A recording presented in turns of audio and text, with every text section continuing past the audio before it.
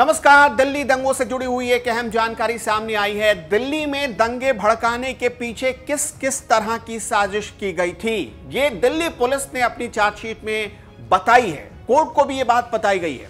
अब दिल्ली पुलिस की चार्जशीट से नई बात निकलकर सामने आ रही है कि गुरिल्ला तकनीक का सहारा लिया गया। गुरिल्ला रणनीति के तहत दिल्ली में दंगे भड़काए गए, जिसमें कई लोगों की जान चली गई। तकरीबन 53 लोगों की जान चली गई थी इन दंगों के पीछे।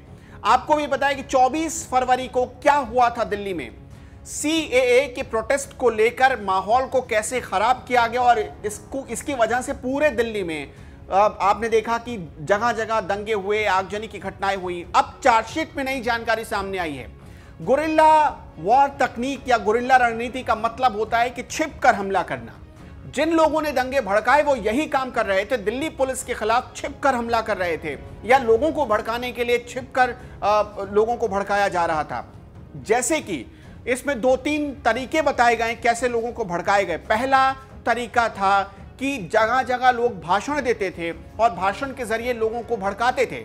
सीधे तौर पर प्रोटेस्ट में तो शामिल नहीं होते थे ये लोग, लेकिन लोगों को भाषणों के जरिए बहकाया जाता था, भड़काया जाता था और इसमें शर्जिल इमाम जैसे लोगों का नाम सामने आया है। दूसरा तरीका इनका होता था व्हाट्सएप ग्रुप के जरिए भड़काऊ भाषणों को व्हाट्सएप ग्रुप पर शेयर किया जाता था। ग्रुप बनाकर एक दूसरे तक इंफॉर्मेशन पहुंचाई जाती थी और जिन इलाकों में इन्हें दंगे भड़काने होते थे, बहुत ऑर्गेनाइज्ड तरीके से वहां जाकर ये लोग दंगे भड़काते थे। फंडिंग की बात तो आपने पहले देखी ही होगी कि कैसे इन दंगों को फंडिंग हुई। इसके लिए बाकायदा कहां से फंड आया, दुबई से, सऊदी से, कहां से फंड आया, उसकी अलग जांच चल रही है।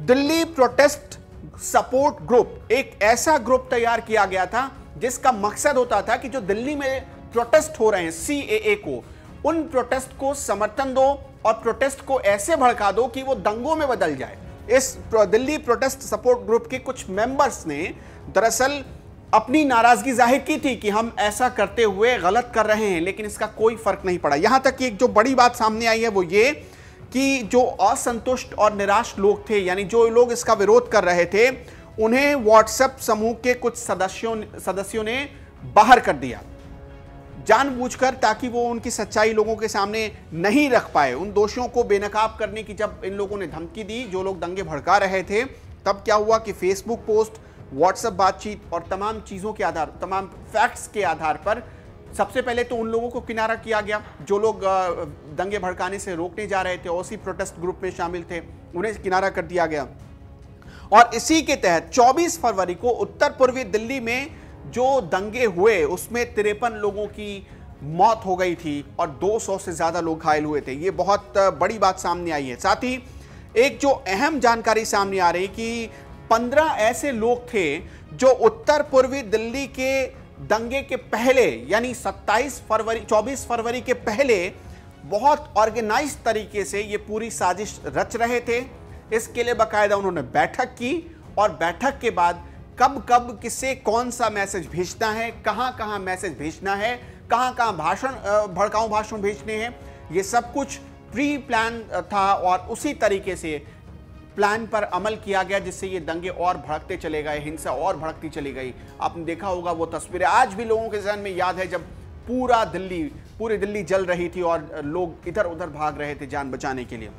ये सारी बातें अदालत में भी पुलिस ने बताई हैं। 16 सितंबर को अदालत ने दरअसल एक जो चार्जशीट, जो आरोप पत्र दाखिल किया था अदालत में, वो सारी बातें बताई गई हैं अदालत को भी।